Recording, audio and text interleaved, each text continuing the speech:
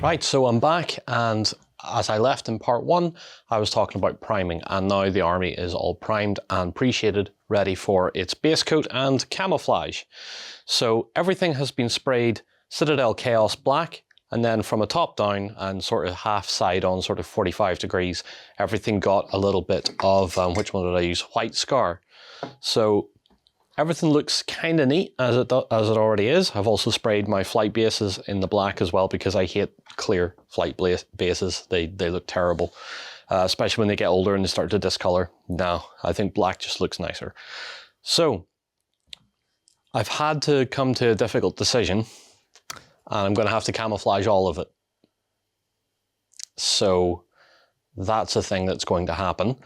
It's going to take a bit longer, but I think it's going to make the army stand out a lot better on the tabletop, particularly when the army I have in mind to face it is East German, and East German tanks are green, just plain green. So there's no point in having plain green stuff in here because it might get mixed up on a high camera angle if we go and we play a game of it or whatever. So everything's going to get its 4-tone camouflage, which is going to take a long time, but I think is going to give us a better result in the end. So without further ado, let's roll the montage.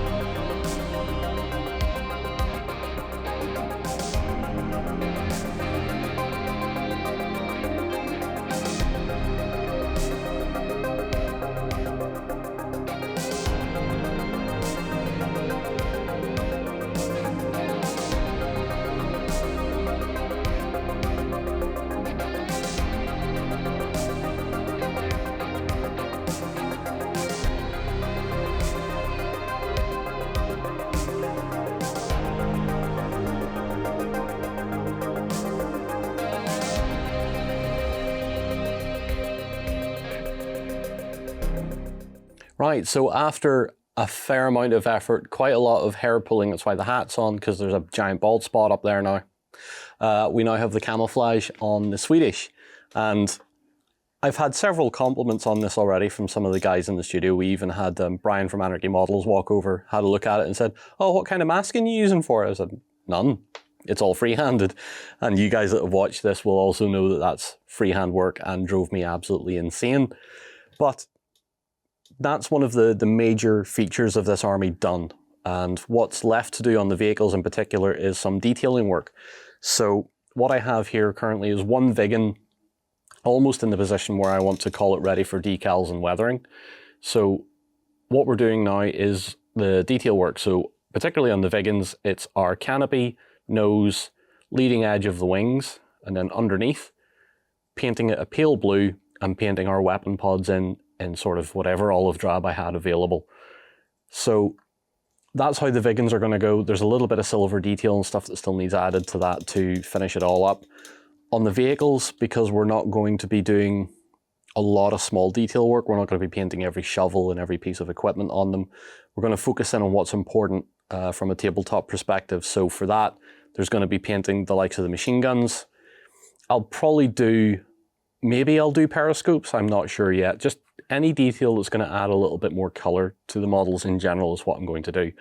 Tracks wise, I'm going to try and do what I did with my East Germans, and that's basically dry brush a color onto them, maybe airbrush a little bit of a dusty color onto them, and then just work from there. A little bit of pigment powder work or an enamel wash just to make them look more dusty and muddy, because at the end of the day, we want this army to be, bar the camouflage, quite quick to paint.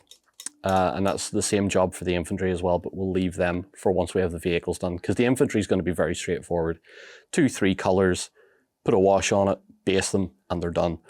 So it's just a matter now of hammering back into the vehicles, painting up the details that I think are going to matter, and then a little bit of weathering, and hopefully they'll be done. So that's what we're going to shoot on to now.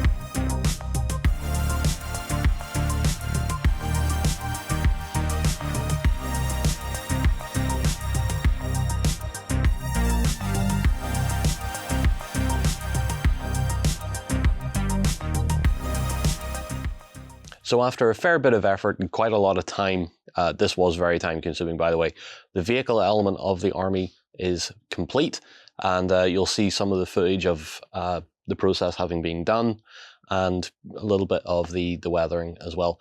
Really minimal, trying to minimize the amount of effort per vehicle, because the camouflage has already taken up enough time as it is. So the weathering is literally just a little bit of brown dry brush, which works well enough for a little bit of a dirty, sort of dusty kind of look to it. I haven't highlighted anything on the vehicles. I've just basically did the wash and did a matte varnish over the top of that. And that will do for now. You can always revisit this and add more steps to it later on if you really feel like it. But the other thing I have to mention as well, I was an idiot. I did not keep my decal sheets for the jets, so the Vigans have no markings on them, which is kind of a pain in the backside for me. But they look fine as is. The only thing I might do to them, just maybe in between a few steps when I have time, is take a little bit of gloss varnish onto the canopies of the jets, just to make them look a little bit more interesting, because they're very flat. The ultramatte varnish really does just kill anything that is remotely shiny. So that's the vehicle element done. That is the end of this video, as far as I'm aware. And the next thing it will be onto our infantry. Now, there's not a lot of infantry, but there is a few little bases and little bits of fidgety stuff. I'll explain that further when we get to that point. But for now, the vehicles are done. I consider that 2/3 of the army now complete. That's something we can look at while we're tearing our hair out painting infantry, and say, yes, we're almost there. So infantry needs painted, needs based. Something needs to be used to tie in the models, because we have this particular brown that's been used on the dry brushing. So we're probably going to have to look at like a ground sort of texture that's going to match that in some sort of way to make the army look a little bit more coherent, because the infantry are a completely different color to the vehicles as well. So that's where I'm at, and we'll get onto the infantry in the next one.